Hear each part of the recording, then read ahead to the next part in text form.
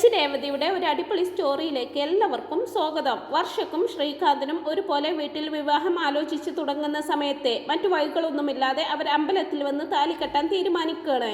അതിനവര് ദേവുവിന്റെ സഹായമാണ് തേടുന്നത്. അമ്പലത്തിൽ എല്ലാ ഏർപ്പാടുകളും ചെയ്തു വെക്കാമെന്ന് ദേവു സമ്മതിക്കുകയും ചെയ്യുന്നുണ്ട്. അവരുടെ പ്രണയം നേരത്തെ അറിഞ്ഞിരുന്ന രേവതി സച്ചിയോട് പറഞ്ഞ് അത് നടത്തി കൊടുക്കാനൊക്കെ നോക്കുന്നുണ്ടെങ്കിലും സച്ചി ഏത് വിധേയനെയും സമ്മതിച്ചിട്ടുണ്ടാവില്ല. അത് ശരിയാവില്ല രേവതി എന്ന് തന്നെയായിരിക്കും സച്ചി പറഞ്ഞിട്ടുണ്ടാവുക.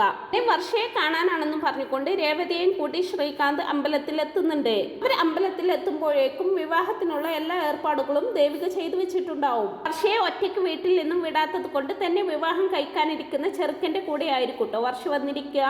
എന്റെ ഒരു ഫ്രണ്ടിന്റെ കല്യാണത്തിനാണ് വന്നിരിക്കുന്നത് എന്നായിരിക്കും വർഷ അവനോട് പറഞ്ഞിരിക്കുക. അങ്ങനെ അമ്പലത്തിൽ എത്തുന്നതും അയ്യോ ഞാൻ അവർക്ക് ഗിഫ്റ്റ് വാങ്ങിക്കാൻ മറന്നുപോയി, നീ എന്ന് എനിക്ക് ഗിഫ്റ്റ് വാങ്ങിച്ചോണ്ട് വരുമെന്നും പറഞ്ഞുകൊണ്ട് അവനെ പറഞ്ഞു അയക്കുകയാണ് വർഷ. അവൻ അവിടെ നിന്നങ്ങ് പോകുന്നതും ദേവിക വേഗം വന്ന് വർഷയെ കൂട്ടിക്കൊണ്ടുപോയി വിവാഹത്തിനായിട്ട് ഒരുക്കുന്നുണ്ട്. ശ്രീകാന്തിന്റെ കൂടെ വരുന്ന രേവതിക്കാണെങ്കിലും ഇവരുടെ വിവാഹമാണ് ഇന്ന് എന്നൊന്നും അറിയാതെയാണ് അവളും അമ്പലത്തിൽ എത്തുന്നത്. വർഷയുടെയും ശ്രീകാന്തിന്റെയും കുറച്ച് ഫ്രണ്ട്സ് ഒക്കെ അവരുടെ വിവാഹമായിട്ട് അമ്പലത്തിൽ എത്തിയിട്ടുണ്ടാവും. രേവതിയുമായിട്ട് അമ്പലത്തിൽ എത്തുന്ന ശ്രീകാന്ത് ഞാൻ വർഷ വന്നോന്ന് നോക്കട്ടെ, അവളുമായിട്ട് സംസാരിച്ച് നിൽക്കുമ്പോഴേക്കും വേടത്തി പോയി പ്രാർത്ഥിച്ചിട്ട് വാന്നും പറഞ്ഞുകൊണ്ട് രേവതിയെ നൈസായിട്ട് അവിടെ നിന്ന് ഒഴിവാക്കുകയാണ് കേട്ടോ ചെയ്യുന്നത്. ശ്രീ അങ്ങനെ അവിടേക്ക് ചെല്ലുമ്പോഴേക്കും അവിടെ വിവാഹത്തിനുള്ള ഒരുക്കങ്ങളൊക്കെ ഏകദേശം പൂർത്തിയായിട്ടുണ്ടാവും. സമയം കളയാതെ ശ്രീകാന്തും വേഗം ഡ്രസ്സ് മാറ്റി വരുന്നുണ്ട്. രേവതി അവന്റെ കൂടെ വന്ന കാര്യം ദേവുവും അറിഞ്ഞിട്ടുണ്ടാവില്ല. ഡ്രസ്സെല്ലാം മാറ്റി വരുന്ന ശ്രീകാന്ത് പൂജാരി പറഞ്ഞു കൊടുക്കുന്ന ചടങ്ങുകൾക്കനുസരിച്ച് വർഷയെ താലി കെട്ടുന്നതും കണ്ടുകൊണ്ടായിരിക്കും രേവതി അവിടേക്ക് വരുന്നത്. കാണുന്നതും രേവതി ആകെ ഷോക്ക്ഡ് ആവുന്നുണ്ട്. രേവതി ദേഷ്യത്തോടെ ശ്രീയെ വിളിച്ചുകൊണ്ട് എന്ത് പണിയായി ശ്രീ ചെയ്തു വെച്ചിരിക്കുന്നത്, ഇതൊന്നും വിശ്വസിക്കാൻ പറ്റുന്നില്ല, സംസാരിക്കണം എന്ന് പറഞ്ഞല്ലേ എന്നെ കൂട്ടിക്കൊണ്ടു വന്നത്, എന്നിട്ടിപ്പോ കല്യാണം കഴിച്ചിരിക്കുന്നു, നുണ പറഞ്ഞ് എന്നെ പറ്റിക്കുവായിരുന്നല്ലേ, എന്റെ അടുത്ത് നിന്നും ഇങ്ങനെ ഒരു ചതി ഞാൻ പ്രതീക്ഷിച്ചില്ല ശ്രീ, സച്ചിയേട്ടനും അച്ഛനും ഒക്കെ ഇതറിഞ്ഞാൽ എങ്ങനെ സഹിക്കുമെന്നൊക്കെ ചോദിച്ച് അവന്റെ നേർക്ക് ദേഷ്യത്തോടെ പൊട്ടിത്തെറിക്കുന്നുണ്ട് രേവതി. രേവതി ഞങ്ങൾക്ക് വേറെ വഴിയില്ലായിരുന്നു, ഞങ്ങളുടെ അവസ്ഥ അതായി പോയി എന്നൊക്കെ വർഷ പറയുമ്പോ അവസ്ഥയെ കുറിച്ചാ വർഷ പറയുന്നത്. ശ്രീ വന്ന് പറഞ്ഞ ഉടനെ നീയും അങ്ങ് കല്യാണത്തിന് സമ്മതിച്ചോ, എന്റെ അച്ഛനെയും അമ്മയെയും കുറിച്ച് ഓർത്തോ, നിങ്ങൾ രണ്ടുപേരും പഠിച്ചവരല്ലേ, എന്നിട്ട് ഇതുപോലൊരു തെറ്റ് നിങ്ങളുടെ ഭാഗത്ത് നിന്ന് ഞാൻ പ്രതീക്ഷിച്ചില്ല എന്നൊക്കെ പറഞ്ഞ് രേവതി വീണ്ടും അവരോട് ദേഷ്യപ്പെടുകയാണ് ചെയ്യുന്നത്.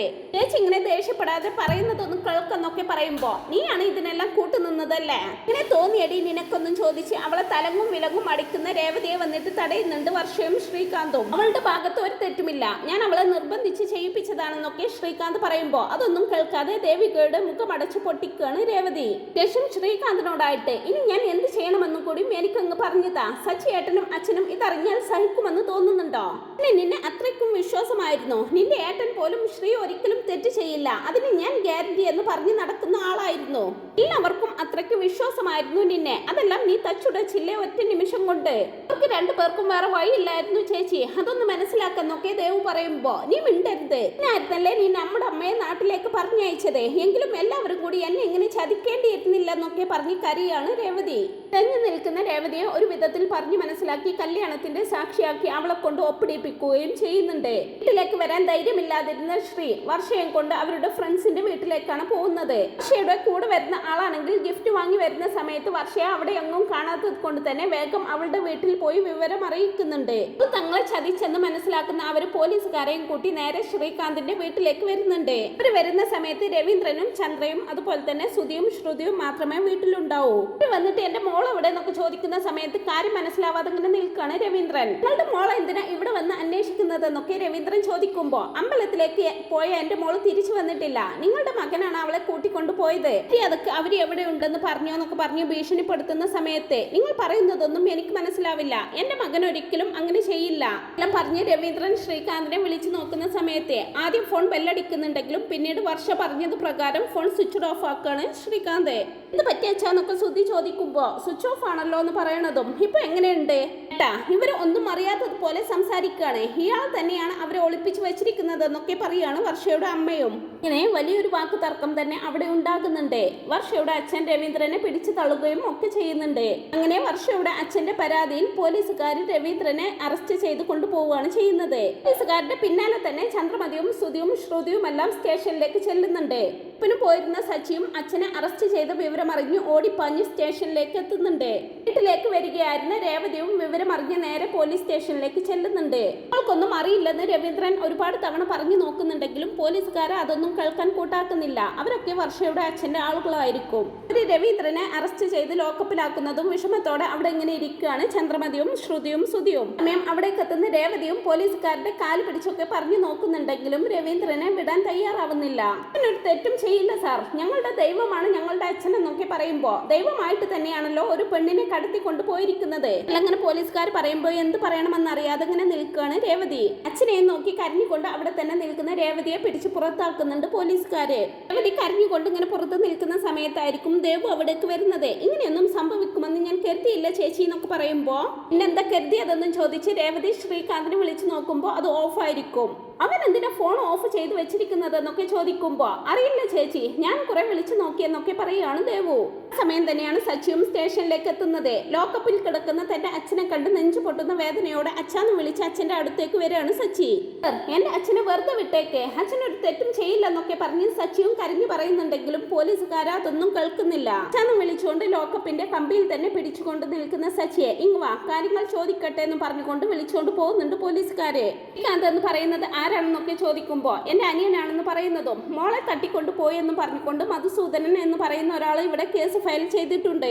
ഇങ്ങനെ പോലീസുകാർ സച്ചിയോട് പറഞ്ഞു കൊടുക്കുന്ന സമയത്ത് അവിടെ അകത്തിരിക്കുകയായിരുന്ന വർഷയുടെ അച്ഛനും അമ്മയും അവിടേക്ക് വരുന്നുണ്ട്. അവരെ കാണുന്നതും കൊല്ലാനുള്ള ദേഷ്യത്തോടെ അവരെ നോക്കുകയാണ് കേട്ടോ സച്ചി.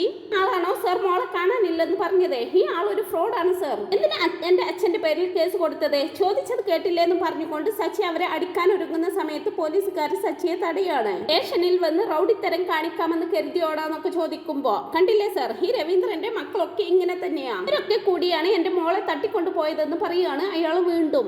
ആ സമയം അമ്പലത്തിലെ രജിസ്റ്ററുമായിട്ട് ഒരു കോൺസ്റ്റബിൾ അവിടേക്ക് വരുന്നുണ്ട്. പറയുന്ന വർഷയുടെയും ശ്രീകാന്തിന്റെയും കല്യാണം രാവിലെ അമ്പലത്തിൽ വെച്ച് നടന്നെന്നൊക്കെ അയാൾ പറയുമ്പോ എല്ലാവരും നടുങ്ങുന്നുണ്ട്. SI രജിസ്റ്റർ വാങ്ങി നോക്കിക്കൊണ്ട് രേവതി എന്ന് പറയുന്നത് ആരാണെന്നൊക്കെ ചോദിക്കുമ്പോ എന്റെ ഭാര്യയാണെന്ന് പറയുന്നുണ്ട് സച്ചി. അവളാണ് സാക്ഷി ഒപ്പിട്ടിരിക്കുന്നതെന്നും കൂടി പറയുമ്പോ എല്ലാവരും വീണ്ടും ഷോക്ക്ഡ് ആവുന്നുണ്ട്. അവിടെ നിൽക്കുന്ന രേവതിയും ദേവികയുമാണെങ്കിൽ അതെല്ലാം കണ്ടു കേട്ടു കരഞ്ഞോണ്ടിരിക്കുകയായിരിക്കും. പക്ഷെ ഇവിടെ അച്ഛനും അമ്മയും ഒക്കെ രേവതിയെ ദഹിപ്പിക്കുന്ന രീതിയിൽ നോക്കുന്നുണ്ട്. ആണെങ്കിൽ വിശ്വാസം വരാത്തതുപോലെ ഇല്ല സർ, അവൾ അങ്ങനെയൊന്നും ചെയ്യില്ല. പിന്നെ ഇതാരുടെ ഒപ്പാണെന്നും ചോദിച്ച് SI സച്ചിക്ക് അത് കാണിച്ചു കൊടുക്കുന്നതും കാര്യം മനസ്സിലാകുന്ന സച്ചി ദേഷ്യത്തോടെ രേവതിയെ നോക്കുകയാണ്. സച്ചിയെ നോക്കാനാകാതെ രേവതി ഇങ്ങനെ കരഞ്ഞോണ്ടിരിക്കുമ്പോ സച്ചി ഓടി വന്ന് അവളുടെ കർണമടിച്ചു പൊട്ടിക്കുകയാണ് കേട്ടോ ചെയ്യുന്നത്. ിരിക്കുന്ന അവളെ ശാപവാക്കുകൾ കൊണ്ട് മൂടുകയാണ് ചന്ദ്രമതി. അടിച്ച സച്ചിയെ വിശ്വാസം വരാതെ രേവതി ഇങ്ങനെ നോക്കിക്കൊണ്ടിരിക്കുമ്പോ എന്ത് ധൈര്യമുണ്ടായിട്ടാണ് ഇനി ഇത് ചെയ്തത്? ഒരു തെറ്റും ചെയ്തിട്ടില്ല ഏട്ടാന്ന് പറഞ്ഞുകൊണ്ട് ദേവു എന്തോ പറയാൻ തുടങ്ങുമ്പോ അവളെ തടയാണ് രേവതി. എന്നെ വിശ്വസിച്ചല്ലേ ഞാൻ ട്രിപ്പിന് പോയത്? ശ്രീകാന്തിനെ നോക്കിക്കൊള്ളണമെന്ന് ഞാൻ നിന്നോട് പറഞ്ഞതല്ലായിരുന്നോ? ഇത് അവനെയും കൂട്ടിക്കൊണ്ടുപോയി അവരുടെ കല്യാണം നടത്തി കൊടുത്തിരിക്കുന്നു. എന്റെ മനസ്സ് വന്നടി നിനക്ക്. അച്ഛനെ കണ്ടോ നീ? ഇങ്ങനെ ഇരുന്നിരുന്ന മനുഷ്യനാണ് ഇപ്പൊ ഇവിടെ ലോക്കപ്പിൽ കിടക്കുന്നതെന്നൊക്കെ സച്ചി ചോദിക്കുമ്പോ കരഞ്ഞുകൊണ്ട് നിൽക്കാനേ രേവതിക്ക് കഴിയുന്നുള്ളൂ. സത്യമായിട്ടും എനിക്കൊന്നും അറിയില്ലായിരുന്നെന്നൊക്കെ പറഞ്ഞ് രേവതി എന്തോ പറയാൻ തുടങ്ങുന്നതും വാ അടക്കേ, നിന്നോട് മിണ്ടി പോകരുതെന്നാ പറഞ്ഞതെന്ന് പറഞ്ഞുകൊണ്ട് സച്ചി അവളുടെ വാ അടപ്പിക്കുന്നുണ്ട്. അവളുടെ കുടുംബ വഴക്കൊക്കെ വീട്ടിൽ ചെന്ന് തീർത്തോളണം, അല്ലാതെ ഇത് അതിനുള്ള സ്ഥലമല്ലെന്നൊക്കെ പറഞ്ഞ് അവരെ പുറത്താക്കുന്നുണ്ട് SI. സമയം വർഷയുടെ അച്ഛനാണെങ്കിൽ ഞങ്ങളുടെ മോളെ ഭീഷണിപ്പെടുത്തിയിട്ടായിരിക്കും അവരിതെല്ലാം ചെയ്യിപ്പിച്ചത്, നിങ്ങൾക്ക് ഞങ്ങളുടെ മോളെ കണ്ടുപിടിച്ച് തരണമെന്നൊക്കെ പറയുന്നുണ്ട് SIയോട്. അന്വേഷിക്കാമെന്നും എന്തെങ്കിലും വിവരം കിട്ടിയാൽ ഞങ്ങൾ വിളിക്കാം, അപ്പൊ വന്നാൽ മതി എന്നും പറഞ്ഞുകൊണ്ട് അവരെയും അവിടെ നിന്ന് പറഞ്ഞു വെക്കുന്നുണ്ട്.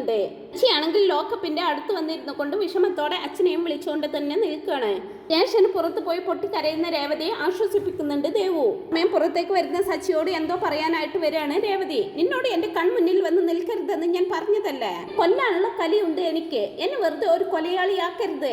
അത്രയും കാര്യമായിട്ട് കൊണ്ട് നടക്കുന്ന അച്ഛനെ ചതിക്കാൻ വരെ നീ കൂട്ടുനിന്നില്ലേ? ഇനി നിന്നെ എനിക്ക് കാണണ്ട, എവിടേക്കെങ്കിലും പോന്ന് പറഞ്ഞുകൊണ്ട് സച്ചി അവിടെ നിന്ന് കയറി പോവുകയാണ് ചെയ്യുന്നത്.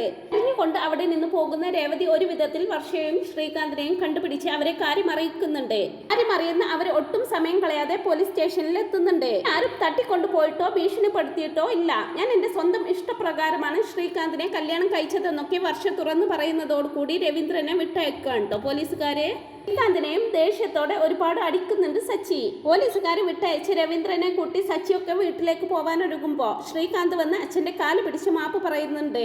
ആ സമയം അവൻ പറയുന്നതൊന്നും കേൾക്കാൻ കൂട്ടാക്കാതെ അവനെ തള്ളി മാറ്റുകയാണ് രവീന്ദ്രൻ. ശേഷം സച്ചിയോടായിട്ട്, ഏട്ടാ ഏടത്തിയുടെ മേൽ ഒരു തെറ്റുമില്ല, ഞാനാണ് ഏടത്തിയെ കൂട്ടിക്കൊണ്ട് അമ്പലത്തിലേക്ക് പോയത്, ഏടത്തി ഒന്നും അറിഞ്ഞിട്ടുണ്ടായിരുന്നില്ല എന്നൊക്കെ പറഞ്ഞ് കാര്യങ്ങളൊക്കെ പറയാൻ ശ്രീകാന്ത് ശ്രമിക്കുന്നുണ്ടെങ്കിലും അതൊന്നും കേൾക്കാൻ കൂട്ടാക്കുന്നില്ല സച്ചി. അവരുടെ കൂടെ വരാൻ ഒരുങ്ങുന്ന രേവതിയോട്, നീ എവിടേക്കാ, അവനോട് പറഞ്ഞത് തന്നെയാണ് നിന്നോട് പറയാനുള്ളത്, ഒരിക്കലും വീട്ടിലേക്ക് വന്നു പോകരുത്, നിന്നെ എനിക്ക് കാണണ്ടെന്നും പറഞ്ഞുകൊണ്ട് രേവതിയെ ആട്ടി അകറ്റാണ് സച്ചി. പിന്നെ രേവതിയെ അവിടെ ഉപേക്ഷിച്ച് അച്ഛനെയും കൂട്ടി സച്ചിയും ബാക്കിയുള്ളവരുമൊക്കെ വീട്ടിലേക്ക് പോവാണ്.